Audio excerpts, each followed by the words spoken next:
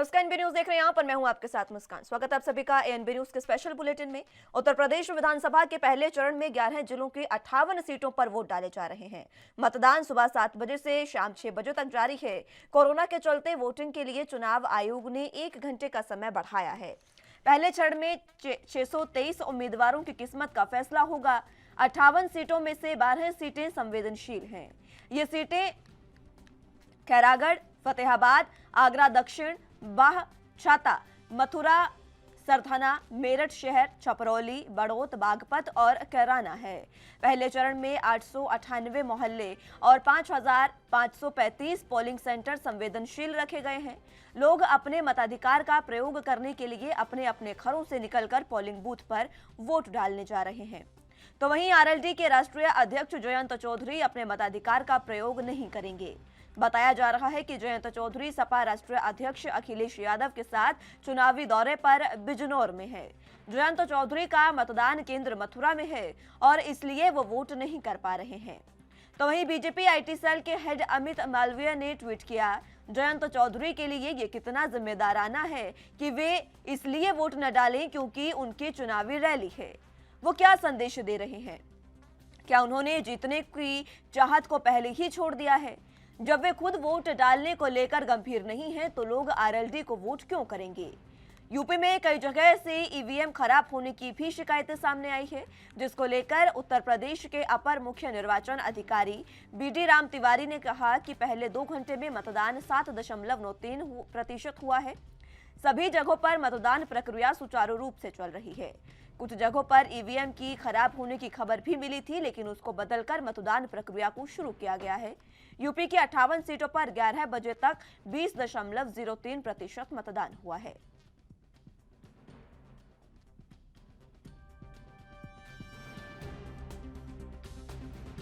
First मेरा appeal ये है कि आप वोट जरूर दें। Vote is your right and vote से ही आप लोगों को बता सकते हैं कि आपकी ताकत क्या है। वोट आपका एक ताकत होती है, आपकी राइट होती है, ताकि आप चुन सकें कौन आपको गाइड करेगा, कौन आपको लीड करेगा, इस देश को कौन चलाएगा। Secondary, vote for right thing, मतलब आप सही चीज के लिए वोट करें। जैसे आपको अपने प्रत्याशी के बारे में पता हो, आप जातिवाद पे वोट ना करें। आप इस चीज को देखें कि आपका प्रत्याशी किस तरीके से आपकी विधानसभा को अच्छे से देखभाल कर सकता है, उसकी रखवाली कर सकता है और कहीं ना कहीं आपको साथ देश के में पहले चरण की आज वोटिंग हो रही है। 11 जिलों की 58 सीटों पर वोट आज डाले जा रहे हैं। सुबह 7 बजे से मतदान शुरू हुआ, जो शाम 6 बजे तक चलेगा और उसके बाद ईवीएम जो है उसको लॉक कर भेज दिया जाएगा, उसको सुरक्षित रख दिया जाएगा। आपको बता दें कि पहले चरण में 623 उम्मीदवारों की किस्मत का फैसला आज हो रहा है। जनता अपने मतों का प्रयोग कर रही है, अपने मताधिकार का प्रयोग कर रही है और अपने उम्मीदवार, जो उनके पसंदीदा उम्मीदवार हैं, उनके नाम पर आज वोट डाले जा रहे हैं। उत्तर प्रदेश में आपको बता दें कि 11 जिलों की 58 सीटें हैं जिन पर आज वोट डाले जा रहे हैं। पहले चरण का ये चुनाव है। पहले चरण में लगातार जो वोटिंग परसेंट है वो भी कहीं ना कहीं बढ़ता नजर आ रहा है। हालांकि कुछ जगहों पर ईवीएम खराब होने की बात जो है वो सामने आई है, लेकिन उनको बदलकर प्रक्रिया एक बार फिर से शुरू कर दी गई है। आपको ये भी बता दें कि सुबह 11 बजे तक 20.03% मतदान हो चुका है और उसके बाद भी वोटिंग फिलहाल जारी है और अलग अलग जगह से खबरें भी लगातार सामने आ रही है। और इसी के साथ ये भी आपको बता दें कि यूपी में युद्ध का पहला द्वार आज शुरू हो गया है। पश्चिम में परचम लहराने के लिए तमाम दिग्गज जो है उनकी किस्मत आज दांव पर लगी है, उनकी साख दांव पर लगी है। सबसे पहले जो 11 जिले हैं उनकी 58 सीटों की बात करें तो उसमें 623 उम्मीदवारों की किस्मत का फैसला आज होगा। इन 58 सीटों में 12 ऐसी सीटें हैं जो सबसे संवेदनशील मानी जा रही हैं। खैरागढ़, फतेहाबाद, आगरा दक्षिण, बाह, छाता, मथुरा, सरथाना, मेरठ शहर, छपरौली, बड़ौत, बागपत और कैराना, ये 12 सीटें ऐसी हैं जो सबसे संवेदनशील मानी गई है। इसी के साथ आपको बता दें कि कई जगह से छिटपुट झड़प की भी खबरें सामने आई है और कई जगह से वोटिंग मशीन खराब होने की भी खबरें सामने आई है, झड़प की भी खबरें सामने आई है। आपको बता दें कि आगरा के एतमादपुर में एक बूथ पर कहीं ना कहीं झड़प की खबरें सामने आई है। हालांकि ज़्यादा बड़ा हंगामा नहीं था, लेकिन वहां पर जो वोटर्स हैं वो कहीं ना कहीं आपस में भिड़े नजर आए। पहले चरण में 858 मोहल्ले और 5535 पोलिंग सेंटर संवेदनशील रखे गए हैं। लोग अपने मताधिकार का प्रयोग करने के लिए अपने अपने घरों से निकलकर पोलिंग बूथ की ओर जा रहे हैं और तमाम दिग्गज भी वोटिंग जो है वो करते नजर आ रहे हैं। आपको बता दें कि तमाम बड़े दिग्गजों ने अपने वोट का प्रयोग किया है और कई बड़े दिग्गज ऐसे हैं जो आज वोट नहीं कर पा रहे हैं। बात करें जयंत चौधरी की, आरएलडी अध्यक्ष हैं, वो आज अपने मताधिकार का प्रयोग नहीं कर पा रहे हैं क्योंकि उनकी रैली अखिलेश यादव के साथ है। चुनावी रैली, चुनावी दौरा उनका बिजनौर में है, इसलिए वो आज अपना वोट नहीं दे पा रहे हैं। मथुरा उनका जो मतदान केंद्र है वो मथुरा में है और खुद वो बिजनौर में है, इसलिए वो अपने वोट का जो उपयोग है वो नहीं कर पा रहे हैं और उसी पर बीजेपी अब हमलावर हो गई है। आपको बता दें कि बीजेपी आईटी सेल के हेड अमित मालवीय ने ट्वीट किया है और उनको पूरे तरीके से गैर जिम्मेदाराना उनकी इस हरकत को बताया है। अमित मालवीय ने ट्वीट कर जयंत चौधरी पर निशाना साधा और कहा कि आप इतने जिम्मेदार हैं कि आप मात्र अपने चुनावी एजेंडे के लिए अपने वोट का अधिकार, वोट का प्रयोग नहीं कर रहे हैं, तो ये सबसे बड़ी गैर जिम्मेदाराना हरकत है। आपको बता दें कि स्वतंत्र देव सिंह ने भी ट्वीट किया है, उनका भी ट्वीट अब सामने आया है। विपक्षी पार्टियों पर स्वतंत्र देव सिंह ने अपने ट्वीट के जरिए हंगामा किया है। तमाम अपडेट आपको दे रहे हैं एनबी न्यूज पर। अभी वोटिंग का आधा दिन भी नहीं हुआ, स्वतंत्र देव सिंह ने अपने ट्वीट में यह कहा है कि विपक्ष ने अपनी पूरी हार मान ली है। आधा दिन वोटिंग का नहीं हुआ है लेकिन विपक्ष अपनी पूरी हार मान चुका है। अपने बूथों पर सन्नाटा देख और ईवीएम को खराब देख मतदान करने पहुंचे हैं बागपत के सांसद। ये भी आपको बता दें, स्वतंत्र देव सिंह का ट्वीट सामने आया है और विपक्षी दलों पर उन्होंने निशाना साधा है। डॉक्टर सत्यपाल सिंह भी मतदान करने पहुंचे हैं, उन्होंने भी मतदान किया है, परिवार के साथ मतदान करने पहुंचे हैं सत्यपाल सिंह। तमाम बड़े दिग्गज जो हैं उत्तर प्रदेश की इन 58 सीटों पर वो आज अपने मतों का उपयोग करते नजर आ रहे हैं। किसान आंदोलन नहीं है कोई मुद्दा, ये सत्यपाल सिंह का कहना है। वो वोट करने पहुंचे, इस दौरान उन्होंने कहा कि किसानों को गुमराह किया गया था, किसान आंदोलन या किसान कोई भी मुद्दा उत्तर प्रदेश में नहीं है। शामली में इकरा हसन ने भी मतदान किया है और इसी के साथ तमाम बड़े दिग्गज, नाहिद हसन की बहन है इकरा हसन, बीजेपी सरकार पर उन्होंने धांधली का आरोप लगाया है और उन्होंने अपने मत का प्रयोग किया है। आपको बता दें कि यूपी बीजेपी अध्यक्ष स्वतंत्र देव सिंह ने भी ट्वीट किया है और अलग अलग बड़े चेहरों के ट्वीट, अलग अलग बड़े चेहरे जो लगातार पश्चिम उत्तर प्रदेश को साधने के लिए खुद भी अपने मतों का प्रयोग करते नजर आ रहे हैं और जनता से भी ये अपील करते नजर आ रहे हैं कि जल्द से जल्द वोट किया जाए और अपने मतों का प्रयोग किया जाए।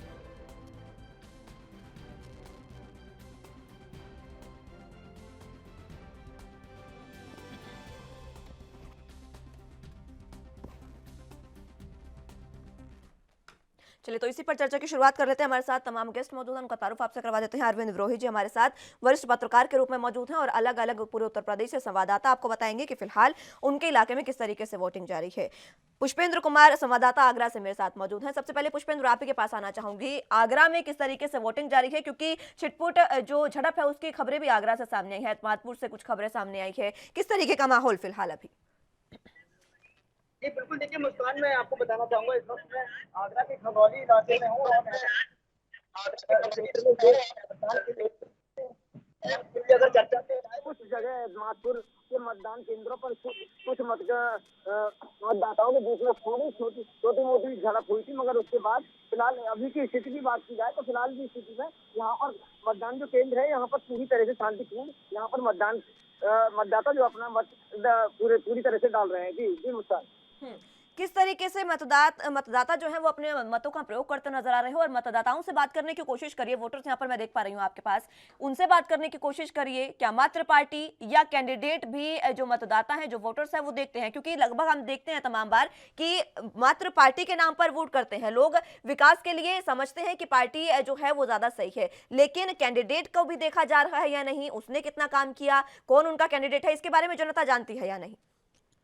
बिल्कुल, देखिए मुस्कान, मैं आपको बताना चाहूंगा एतमादपुर विधानसभा में डॉक्टर धर्मपाल भारतीय जनता पार्टी से हैं और बीएसपी से राकेश बघेल हैं और कांग्रेस की बात की जाए तो शिवानी बघेल मैदान में है और सपा की बात की जाए तो धीरेन्द्र चौहान मैदान में। अगर विकास की बात की जाए यहाँ पर ज्यादातर जो मतदाता जो मतदान कर रहे हैं वो अपने जो कैंडिडेट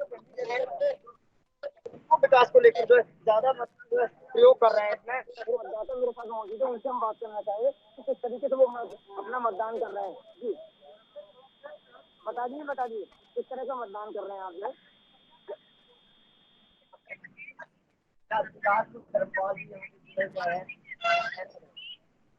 बताइए तो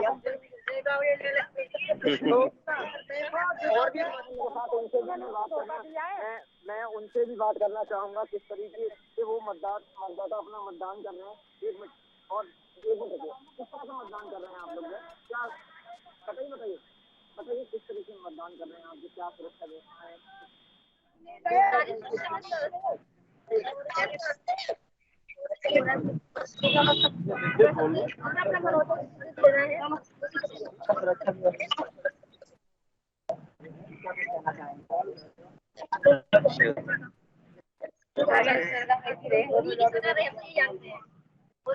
बिल्कुल देखिए मुस्कान, जो मेरे साथ जो मतदाता हैं उनका साफ तौर पर महिलाएं अभी मौजूद थी, उनका साफ तौर पर कहना है तो विकास को लेकर और जो है महिलाओं की जो सुरक्षा जो इस सरकार में बड़ी है उसको लेकर जो महिलाएं बड़ी संख्या में मतदान कर रही हैं। मुस्कान ठीक है पुष्पेंद्र, मैं लौटूंगी आपके पास। अरविंद विद्रोही जी हमारे साथ मौजूद हैं, उन्हें का रुख कर लेते हैं। अरविंद जी, जिस तरीके से तमाम चीजें आप देख रहे हैं, आज जो सियासी समीकरण, क्योंकि पहला चरण है और पश्चिमी यूपी में मतदान है, और ये देखिए कि सबसे अहम पश्चिमी यूपी को माना जाता है उत्तर प्रदेश में, पहले चरण में वो मतदान, किस तरीके से आप समीकरण आज देख रहे हैं? मुस्कान, लोकतंत्र हमारा जो है परिपक्व हो रहा है, लोकतंत्र हमारा समृद्ध है। पिछले कई चुनाव में हम लोगों ने देखा है जो जातीय वो टूट रही थी विकास, और लोगों ने जो है अपनी प्राथमिकता में डेवलपमेंट रखा था। 2012 के बाद भ्रष्टाचार बहुत पहले से है, और 2017 का चुनाव कानून व्यवस्था, सुरक्षा, महिला सम्मान, बेरोजगारी पर केंद्रित हुआ था। और ये चुनाव जो है, ये चुनाव पूरी तरह से कानून व्यवस्था, सर्वांगीण विकास, सुरक्षा, स्थानीय बेरोजगारी पर केंद्रित हो गया, और ये बहुत अच्छी बात है। और इसमें मुस्कान में मैं जहां तक देख रहा हूं, पिछले 20-25 दिन से लोगों से बातचीत हो रही है, टटोल रहा हूं, एक और बड़ी बात हुई है कि लोग अब खासकर पश्चिम उत्तर प्रदेश में हर घर में बात हो रही है कि किसको वोट देना है। पहले होता क्या था कि लोग एक विभिन्न आधारों पर, जातीय आधार पर, राजनीतिक दलों के आधार पर एक बना लेते थे, और उनका एक सरदार होता था, वो कहता था इनको वोट देना था, लोग दे देते थे। अब ऐसा नहीं है, अब घर घर में लोग चर्चा कर रहे हैं कि हमको खेती पर वोट देना है, कृषि बिल के विरोध में देना है, या महिलाएं सम्मान के लिए कह रही है, नौजवान अपने रोजगार की बात कर रहे हैं। तो ये बहुत सुंदर हमारा लोकतंत्र बढ़ रहा है। इसमें मठाधीशी टूट रही है। पहले भी कोई भी किसी भी नेता के पहले परिवार में क्या था या उसका कितना बड़ा कद है, वो मायने नहीं रख रहा है मतदाताओं के लिए। मतदाताओं के लिए उनके जन जीवन से जुड़ी हुई चीजें, और एक ये नहीं कि एक चीज पर वोट, बहुत सारे मुद्दे हैं जन जीवन से जुड़े हुए, एक भी मुद्दा छूटा समझ लीजिए मतदाता रूठा, ये वाली लाइन अब चल रही है।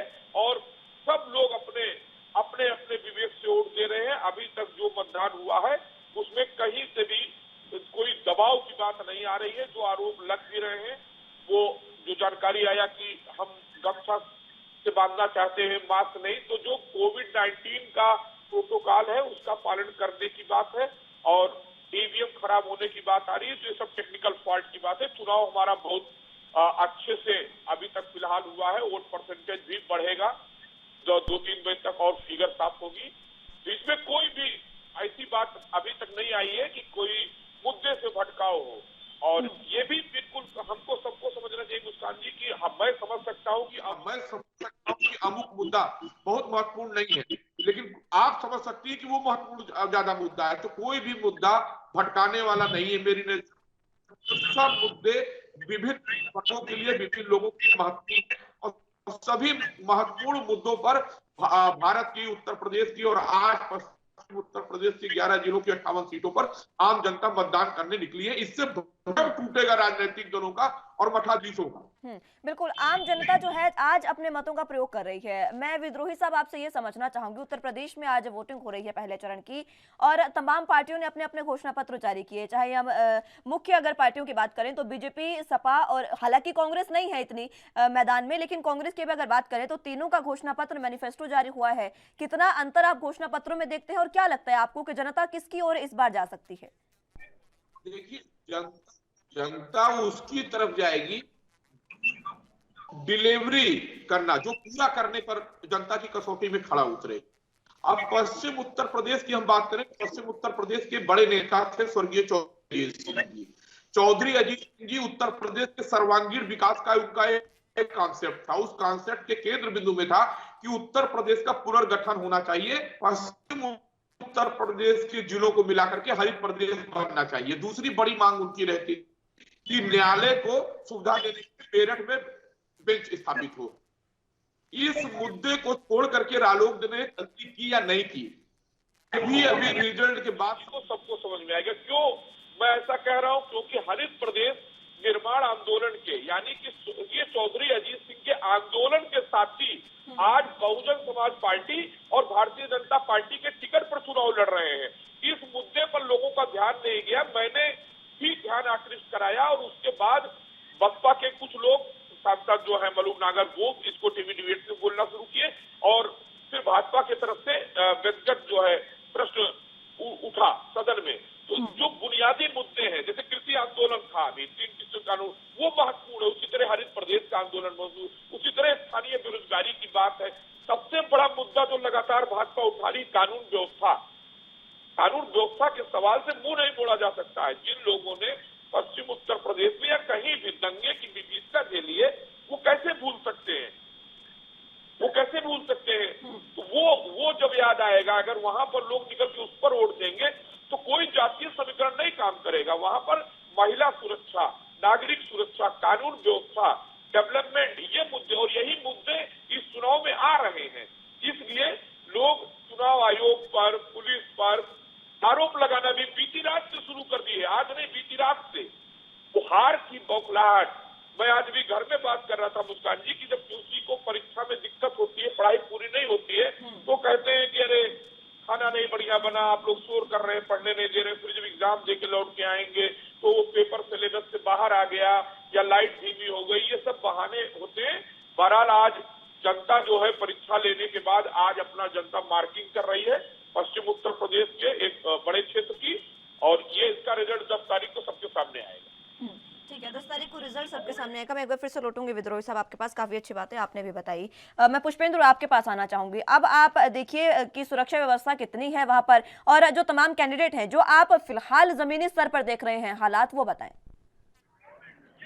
देखिए, बिल्कुल मुस्कान, मैं आपको बताना चाहूंगा, अगर सुरक्षा व्यवस्था की बात की जाए यहाँ पर, तो यहाँ पर लोकल फोर्स की तैनाती की गई है और अर्धबंद व्यवस्था, जो सैनिक है वो यहाँ पर तैनात किए गए हैं। टीवी स्क्रीन पर आप देख सकते हैं, यहाँ पर अर्धबंद जो सैनिक है वो यहाँ पर जवान यहाँ पर तैनाती की गई है और पूरी सुरक्षा के साथ यहाँ पर मतदान करने के लिए मतदाता जो है बड़ी संख्या में यहाँ पर पहुंच रहे हैं। मुस्कान, यहाँ पर सबसे सुबह से जब 7 बजे से जब वोटिंग शुरुआत हुई, उसी समय से यहाँ पर पूरी सुरक्षा व्यवस्थाओं का यहाँ पर जायजा लिया गया। सेक्टर मजिस्ट्रेट और जोनल मजिस्ट्रेट की तैनाती में यहाँ पर पूरी तरह से यहाँ पर पूरे सुरक्षा व्यवस्थाओं को लेकर यहाँ पर पूरी शांतिपूर्ण यहाँ पर जो है चुनाव कराया जा रहा है। मुस्कान, ठीक है, बहुत बहुत शुक्रिया आपका पुष्पेंद्र हमारे साथ जुड़ने के लिए और तमाम जमीनी स्तर पर तमाम हकीकत हम तक पहुंचाने के लिए बहुत बहुत शुक्रिया आपका।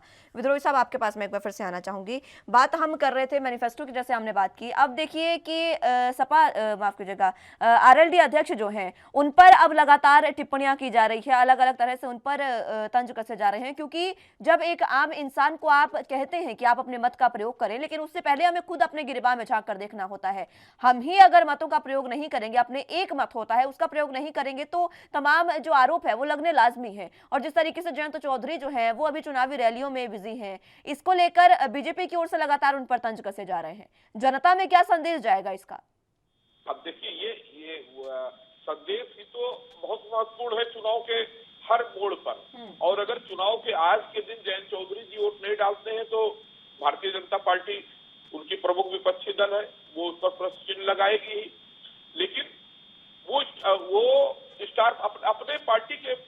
स्थानीय स्टार प्रचारक भी हैं। तो मुझे लगता है कि उन्होंने ये महत्वपूर्ण समझा होगा, या हो सकता है अभी 5 बजे तक का समय आकर के वो अपनी वोटिंग करें। लेकिन महत्वपूर्ण ये है कि कलेक्टिव लीडरशिप जो चौधरी चरण सिंह जी जिसकी वकालत करते थे, ये समूह होना चाहिए पार्टी का, प्रचारकों का। और जो लोकदल के गठबंधन की प्रमुख दल है समाजवादी पार्टी, उसके जो नेता थे मुलायम सिंह यादव जी, उन्होंने तो पूरा एक समूह बना रखा था समाजवादी विचारधारा से जुड़े लोगों का। तो वो उसकी कमी दिख रही है। इसी कारण सारा जिम्मा जो है अखिलेश जी और जयंत चौधरी अपने जिम्मे लिए हुए हैं, वो संकट है। लेकिन इसका बहुत महत्वपूर्ण असर जो है मतदाताओं पर अब नहीं पड़ने जा रहा है। ये एक मनोवैज्ञानिक बढ़त आप की बात है, एक मॉरल हाई करना और डिमोरलाइज करने का।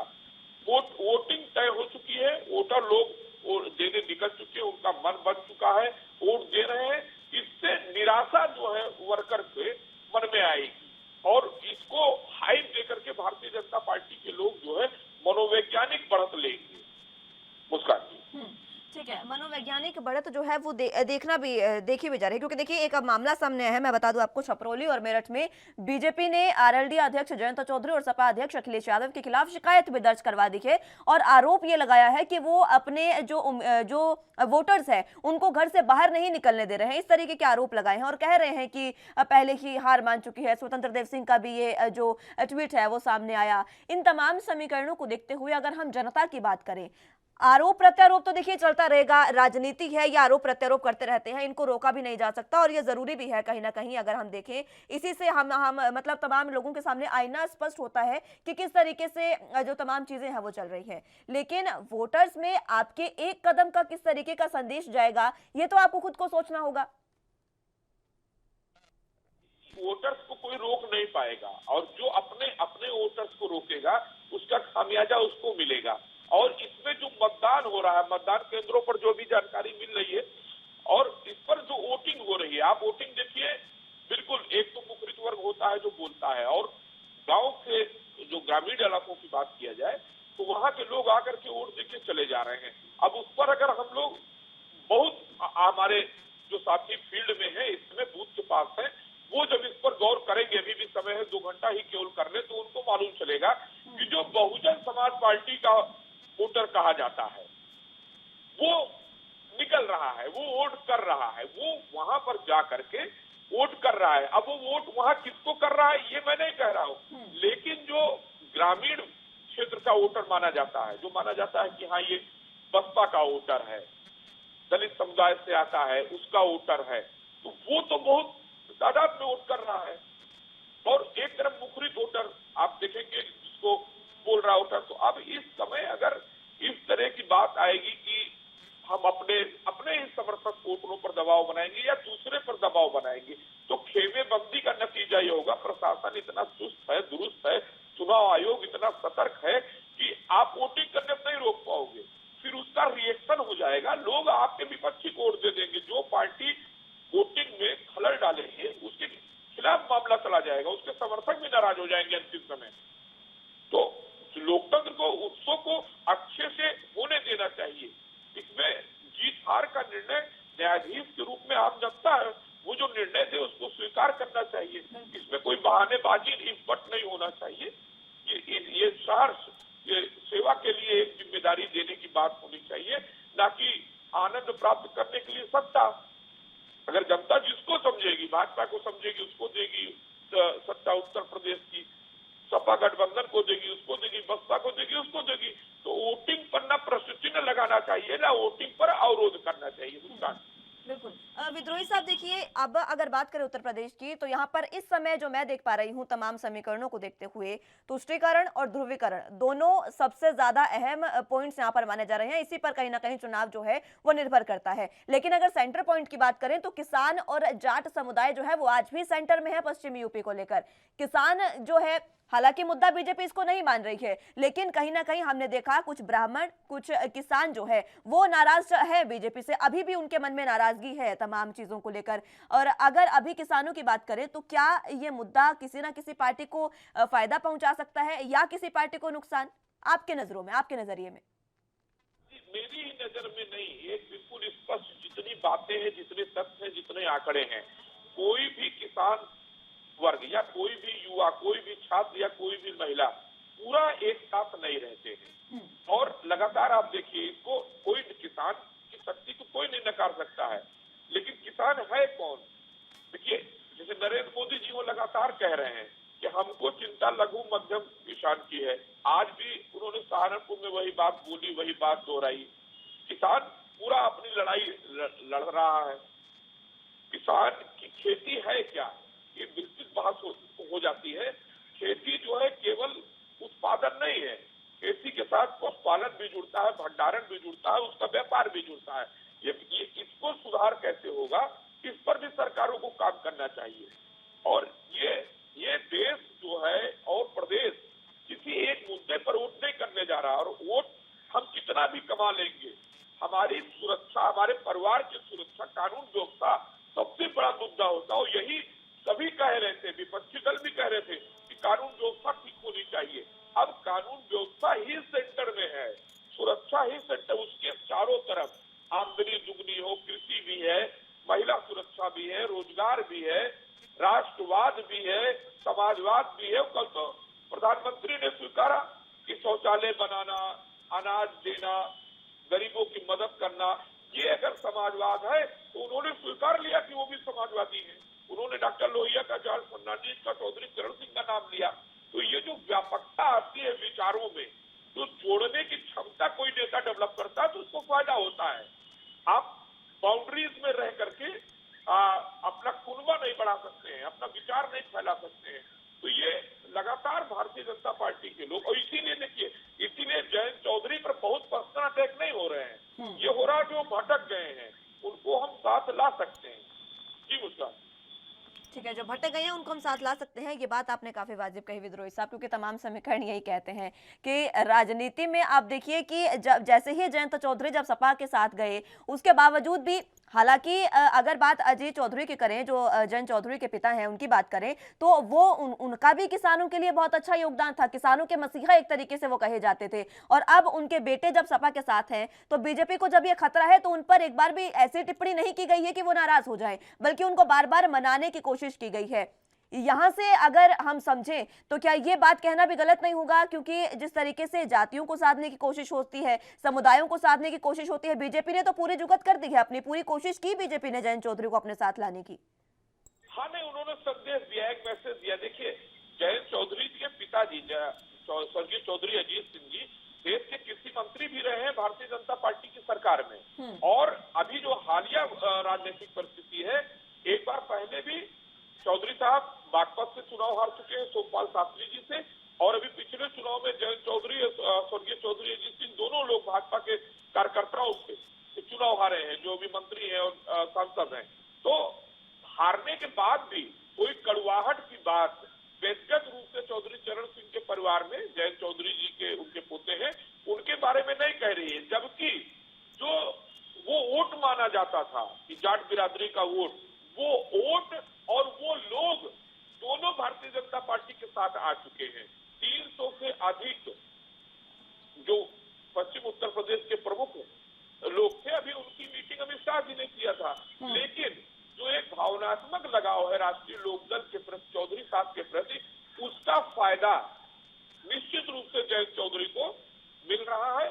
लेकिन वो फायदा उन्हीं सीटों पर मिलता हुआ दिखने की बात है जहां पर राष्ट्रीय लोकदल के कार्यकर्ता राष्ट्रीय लोकदल के झंडे और डंडे और उसके चुनाव चिन्ह के साथ में है।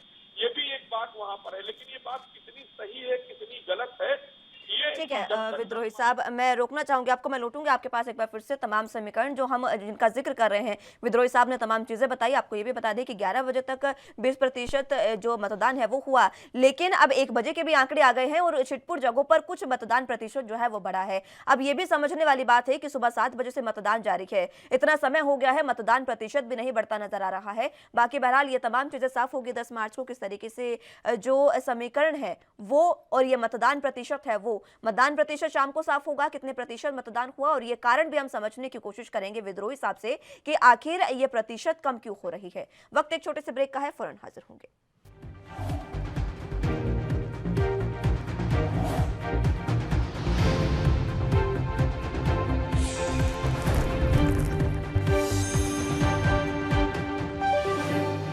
चरण के चुनाव हो रहे हैं, उन्हीं पर सीधी बात कर लेते हैं। संवाददाता रिंकू शर्मा मथुरा से मेरे साथ जुड़ चुके हैं और विद्रोही साहब भी हमारे साथ मौजूद हैं। मैं रिंकू आपके पास आना चाहूंगी। फिलहाल जमीनी हकीकत, जमीनी स्तर पर क्या चीजें दिख रही है, वोटिंग परसेंट भी बताएं, और वहां पर जहां आप मौजूद हैं पोलिंग बूथ पर किस तरीके के हालात देखने को मिल रहे हैं? मैं आपको बता दूं, मथुरा जनपद में पहले चरण की मतदान आज चल रहा है और सुबह से ही यहाँ लोगों की भीड़ देखी जा रही है। लोगों में उत्साह देखा जा रहा है। उत्साह के साथ वो अपने मत अधिकार का यहाँ प्रयोग कर रहे हैं, जिसको लेकर मैं मथुरा जनपद के कस्बा राया में इस समय खड़ा हुआ हूँ, जहाँ पर लोगों के द्वारा यहाँ भारी संख्या में लोग अपने घरों से निकल के आ रहे हैं और करीब यहाँ पूरे मथुरा जनपद में करीब 35% मतदान हो चुका है और मतदान को लेकर यहाँ लोगों में उत्साह देखा जा रहा है। जी ठीक है, आसपास कुछ लोगों से भी बात करने की कोशिश कीजिए। सवाल एक ही कि कैंडिडेट या फिर पार्टी किसके नाम पर आज वोटिंग हो रही है, किसके नाम पर मतदान किया जा रहा है जनता द्वारा? मैं अभी लोगों से बात करने की कोशिश कर रहा हूँ। ये आप मेरे देख रहे हो, प्रशासन के द्वारा जो यहाँ देखो देखो ना हेल्प डेस्क भी बनाया गया है। यहाँ लोगों की चेकिंग भी की जा रही है। यहाँ बार बार लोगों को पर जो कोरोना गाइडलाइंसों को देखते हुए कोरोना के तहत जो प्रशासन के द्वारा जो गाइडलाइन जारी की गई है उनका यहाँ पालन कराया जा रहा है। यहाँ लोग आ रहे हैं और किस तरह यहाँ प्रशासन के भी द्वारा यहाँ भारी मात्रा में पुलिस फोर्स भी तैनात किया गया है। ये प्राथमिक विद्यालय राया है और राया में यहाँ लोग, मैं आपको ये दिखाना चाहूंगा, अंदर से जो भीड़ आ रही है, ये लोग अपना मत अधिकार का प्रयोग करते हुए यहाँ लौट रहे हैं। तो मैं इनसे शायद पूछना भी चाहूंगा, क्या नाम है भाई साहब आपका? मेरा नाम पवन शर्मा है। पवन जी बताइए, आप आज मतदान का उत्सव है और लोग मतदान कर रहे हैं, कैसा लग रहा है आपको? मतदान कर रहे हैं जी, अपनी सरकार चुनने का मौका मिलता है। सबको एक वो है कि मतलब अपनी सरकार हम अपने हिसाब से चुने और यही एक जनता को अधिकार है, जिस अधिकार को लेकर के जनता अपने प्रत्याशी को खुद चुने। देखो हम यहाँ और लोगों से महिला भी हैं, उनसे भी बात करना चाहेंगे। क्या नाम है जी आपका? आपने मतदान किया है, कैसा लग रहा है आपको?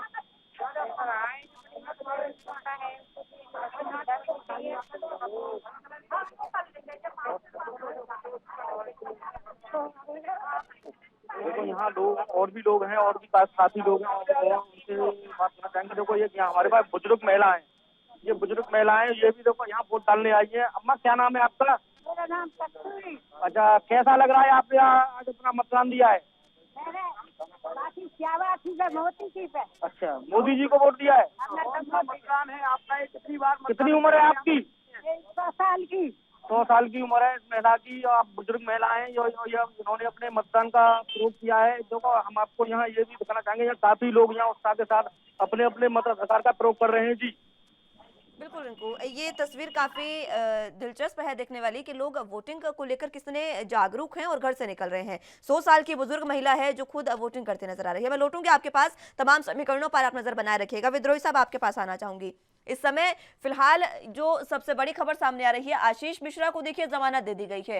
ये सबसे बड़ी खबर हाईकोर्ट से निकलकर सामने आई है कि हाईकोर्ट ने जमानत उनको दे दी है। लखीमपुर खीरी हिंसा जो हुई उसमें उनको बेल मिली है। अजय मिश्रा टेनी के बेटे हैं। अजय मिश्रा को बर्खास्तगी की मांग लगातार उठ रही थी। पहले चरण का चुनाव, पश्चिमी उत्तर प्रदेश, किसानों का गढ़, और आज ही उनको पूरे तरीके से जमानत दे दी गई है। मुस्कान जी, जमानत एक न्यायिक प्रक्रिया का अंग है। तो अब ये कोर्ट ने जमानत दी है, अब इसमें कोई मतलब कोई क्या कर सकता है? कोर्ट में जो वकील ने इनके टेनी के बेटे के वकील ने जो अपना तर्क रखा होगा उसके हिसाब से उनको जमानत मिली। अब इसमें जमानत मिलने के बाद अब ये मुद्दा बन सकता है कि उनको जमानत मिल गई। जो किसान आंदोलनकारी किसान है वो इस मुद्दे को जोर शोर से उठा सकते हैं और उनको जो जहां तक उनका बात अभी तक रहा है वो उठाएंगे भी और उनको उठाना भी चाहिए। यही लोकतंत्र की खूबसूरती है कि सभी अपनी अपनी बात रख सकते हैं, लेकिन हम अपनी बात किसी को थोप नहीं सकते हैं। न्यायिक जो प्रक्रिया है उसमें जमानत अभी हमने देखा है कि अब्दुल्ला आजम को भी मिली है सीतापुर जेल से, स्वार टांडा रामपुर से लड़ रहे हैं। तो अगर माननीय न्यायालय किसी को जमानत देगा तो उसमें उसका एक ही उपाय है कि उसकी जमानत कैंसिल कराने की प्रक्रिया माननीय न्यायालय में किया जाए इसका। लेकिन ये एक मुद्दा बनेगा। अब अभी से लेकर के अगले चुनाव में ये मुद्दा बनाएंगे और कोई भी मुद्दा बनाने का प्रयास होना चाहिए, कर सकते हैं। यानी कि किसान इस मुद्दे को जोर शोर से उठा सकते हैं और ये मुद्दा आगे बन सकता है। और यही बात मैं बार बार इसका जिक्र कर रही हूँ क्योंकि किसान कहीं ना कहीं, जब हम कह रहे हैं कि कुछ नाराज चल रहे हैं, उसके बाद इस तरीके से अब हाईकोर्ट से जमानत मिली, ये अगर मुद्दा उठाया जाता है तो क्या इसका खामियाजा बीजेपी को भुगतना पड़े? क्या कुछ असर बीजेपी के उस पर, वोटिंग परसेंट पर? अब ये तो देखने की बात होगी, लेकिन मैंने कहा आंदोलनरत किसान, क्योंकि जो 3 कानून थे उनके खिलाफ आंदोलनरत किसान की इसीलिए मैंने कहा, मैंने पूरे किसानों को नहीं कहा, क्योंकि अगर पूरे किसान ही उस आंदोलन में रहे होते तो जितना उत्पादन हुआ है और सब्जियों से लेकर के राशन हम लोग को लगातार अपने अपने जनपद में मिलता रहा, वो हो ना पाता। तो जो भी आंदोलनरत किसान थे वो इस मामले को और उनके संगठनों को वो उठाना ही चाहिए और वो उठाएंगे ही, लेकिन सारे किसान उस मामले को मामला नहीं मानते हैं, ये भी सच्चाई है। जी ठीक है, ये भी सच्चाई है कि सभी किसान उसको मामला नहीं मानते हैं। बहरहाल तमाम जो समीकरण है उन पर तो हम जिक्र कर रहे हैं। मैं लूटूंगी आपके पास, रिंकू आपके पास एक बार फिर से आना चाहूंगी। सुरक्षा व्यवस्था और कोविड प्रोटोकॉल का जो पालन हो रहा है वो तो हम तस्वीरों में देख ही रहे हैं। यहाँ पर लोगों ने मास्क लगाया है, सैनिटाइजर की व्यवस्था की गई है, तमाम चीजें हैं। क्या मथुरा में कहीं से कोई छिटपुट घटनाएं जो है वो सामने आई है? किस तरीके से वोटिंग चल रही है? जी, मैं आपको बता दूं, मथुरा में प्रशासन के द्वारा जो व्यवस्था जो की है, प्रशासन के द्वारा जो फोर्स लगाया गया है, खुद इसकी जिला अधिकारी नवनीत गैल और वरिष्ठ पुलिस गौरव ग्रोवर के द्वारा खुद मोर्चा संभाला गया है। जगह जगह पोलिंग बूथों पर जाकर उनके द्वारा निरीक्षण किया जा रहा है, वहाँ जायजा लिया जा रहा है और लोगों से अपील की जा रही है कि वो ज्यादा से ज्यादा अपने मत अधिकार का प्रयोग करें। ये प्रशासन के द्वारा लोगों से अपील की जा रही है। अब देखो मेरे पास साथ यहाँ कुछ और भी लोग हैं, मैं इनसे भी एक बार बात करना चाहूंगा। पर क्या नाम है आपका? मेरा नाम कपिल अग्रवाल है। अच्छा बताइए, आपने अपना मताधिकार का प्रयोग किया है, कैसा लग रहा है आपको? बहुत अच्छा लग रहा है और बड़ा शांति से मतदान हो रहा है। व्यवस्था की दृष्टि से बहुत अच्छी व्यवस्था है, कोई परेशानी नहीं किसी प्रकार से। बाकी तो सब जनता के हाथ में क्या देती है। मेरे साथ देखो यहाँ ये जी है और उन्होंने शायद मुझे लग रहा है पहली बार वोट दिया है। मैं इनसे ही बात, क्या नाम है बेटा आपका? आयुषी। बताइए, आपने आज पहली बार वोट दिया है, कैसा लग रहा है आपको? बहुत अच्छा लग रहा है, पहली बार अपनी सिटीजनशिप पे हक मिला है। तो आप कैसा यहाँ का विधायक चुनना चाहती हो? बीजेपी जैसा। बीजेपी जैसा या कि आप विकास करे कोई? नहीं, विकास तो करेगी। अच्छा, समझने वाली बात है। अच्छा, आपका क्या नाम है? मैं आई एम। अच्छा, आपने कैसा प्रत्याशी चुनना चाहते हो? बीजेपी जैसे ही चुनना चाहते हैं, बस समझने। बीजेपी चुनना चाहते हो या विकास, जो प्रत्याशी यहाँ का विकास करे ऐसा प्रत्याशी चुनना चाहते हो? हाँ, जो यहाँ का विकास करे, यहाँ के लोगों पे काम करे, वैसे ही चुनना चाहते हैं। तो देखो, आपने यहाँ लोगों की बात सुनी है, वो ऐसा प्रत्याशी चुनना चाहते हैं कि जो हमारे यहाँ क्षेत्र का विकास करे थी। ठीक है, विद्रोही साहब आपके पास आना चाहूंगी। तमाम बातें हम जनता की सुन रहे हैं, हालांकि जनता में बीजेपी के लिए अभी भी उत्साह है, बीजेपी पर विश्वास जता रही है जनता, लेकिन ये बात समझने वाली है कि जनता ये कह रही है कि हमें बीजेपी जैसा विधायक, बीजेपी जैसा प्रत्याशी चाहिए। यानी कि पार्टी के नाम पर ही आज भी वोट हो रहा है, प्रत्याशी जो है उनको कोई नहीं देख रहा। जनता जो है जागरूक है, लेकिन एक जो चीज होती है कि आपके अगर एरिया का कोई विकास करेगा तो वो आपका विधायक करेगा, आपका जो एमएलए होगा वो करेगा। उसको लेकर आप क्या कहेंगे? जी, दोनों तरफ होना चाहिए कि हमारा विधायक कौन हो, जनप्रतिनिधि कौन हो और हमारी सरकार कौन हो, और ये चल भी रहा था। एक तरफ योगी आदित्यनाथ का मुख्यमंत्री चेहरा था और प्रधानमंत्री उनके नेतृत्वकर्ता के रूप में थे भाजपा में, लेकिन स्थानीय विधायकों पर भी भाजपा कार्यकर्ता को भी नजर थी कि ये विधायक ने काम नहीं किया तो उसका टिकट बदला जाए, और तमाम टिकट बदले भी गए। इसमें भी 10-15 दिन से एक चेंजिंग आई, बड़ा बदलाव आया जिस पर हमको बात करनी चाहिए। समाजवादी पार्टी गठबंधन की तरफ से ये तमाम व्हाट्सएप ग्रुपों में और हर जगह आप सोशल मीडिया पर देखिए हुआ कि विधायक नहीं मुख्यमंत्री चुनिए, अखिलेश जी के चेहरे को ही मानिए, और अखिलेश जी को किसी को भी टिकट मिले ये मानिए कि अखिलेश जी ही चुनाव लड़ रहे हैं, साइकिल चुनाव निशान ही लड़ रहा है। वहां से चुनाव पूरा घूम गया योगी आदित्यनाथ जी के चेहरे पर।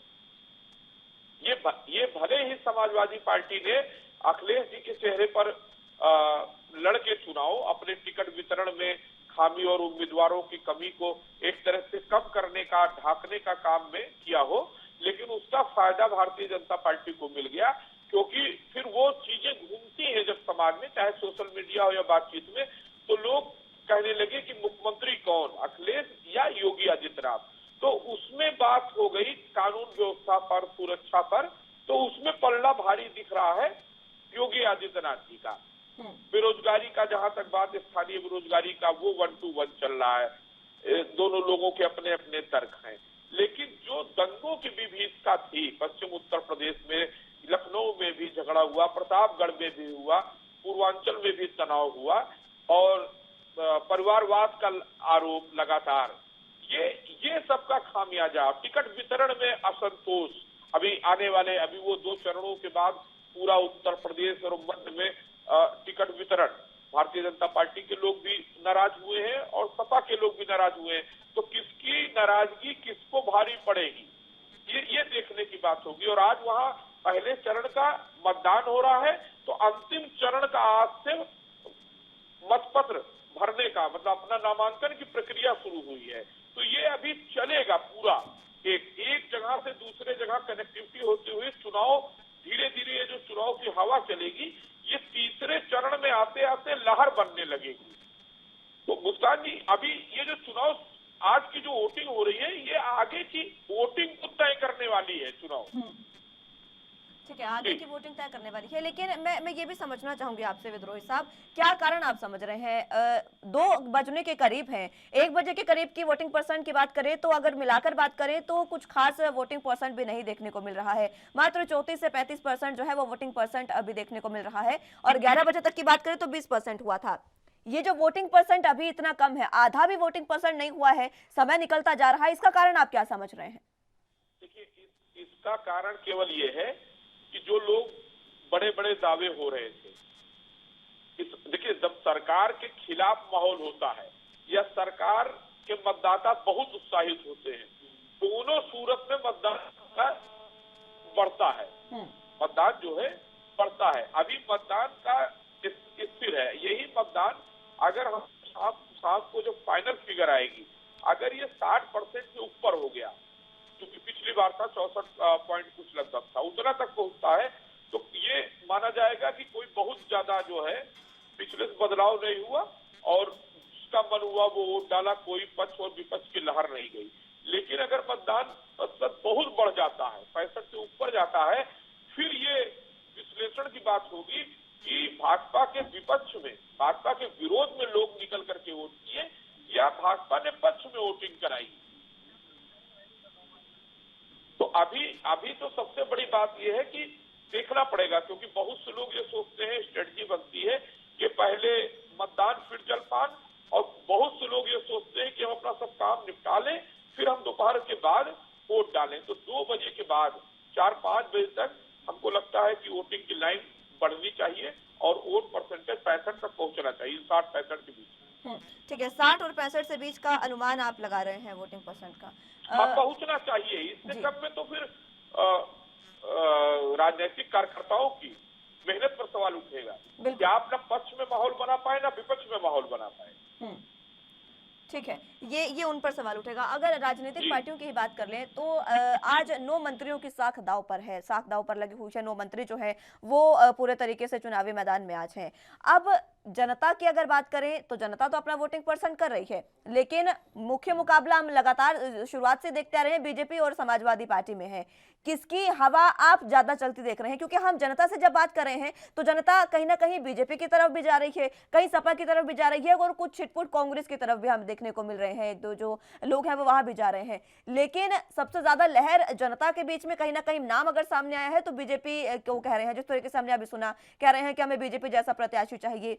आपको, आपके नजरिए में क्या समीकरण बन सकते हैं, किसकी लहर आप देख रहे हैं?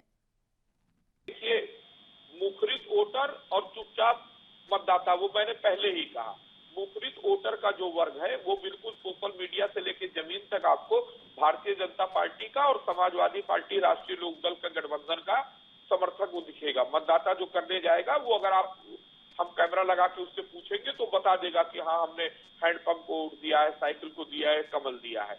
लेकिन जो वहां पर ऐसा मतदाता है जो मतदान करता है और चुप रहता है, उसमें भारी तादाद मायावती जी की पार्टी की, बसपा के हाथी की है। वो हमेशा जाता है, वो वोट देता है, निकलता, हाँ हमने वोट दे दिया, किसको दिया, अरे दे दिया, तो चला जाएगा। और वही वर्ग पिछली बार ताकत बन गया था लोकसभा चुनाव में। वो उस वर्ग का वोट भारी तादाद में भारतीय जनता पार्टी को मिला था। तो वो अभी भी साइलेंट है, वो नहीं बोल रहा है, कहीं नहीं बोलता है, ना सोशल मीडिया पर ज्यादा मुखरित होता है, ना व्यक्तिगत जीवन में। वो कहां जाएगा, वो किसको वोट देगा, ये बहुत बड़ी निर्णायक भूमिका होगी। पश्चिम उत्तर प्रदेश में जाट वोटों की बात होती है, जात के आधार पर भारी तादाद है, लेकिन वहां पर जाटों की संख्या भी कम नहीं है, वहां त्यागी ब्राह्मणों की भी कम नहीं है, गुर्जर भी वहां निर्णायक है, सैनी चौहान भी बिरादरियां बहुत निर्णायक है, क्योंकि ये जिसके साथ चली जाती है वो जीत जाता है चुनाव। 1000 वोट, 2000 वोट, 4000, 5000 से हार जीत का फैसला होता है।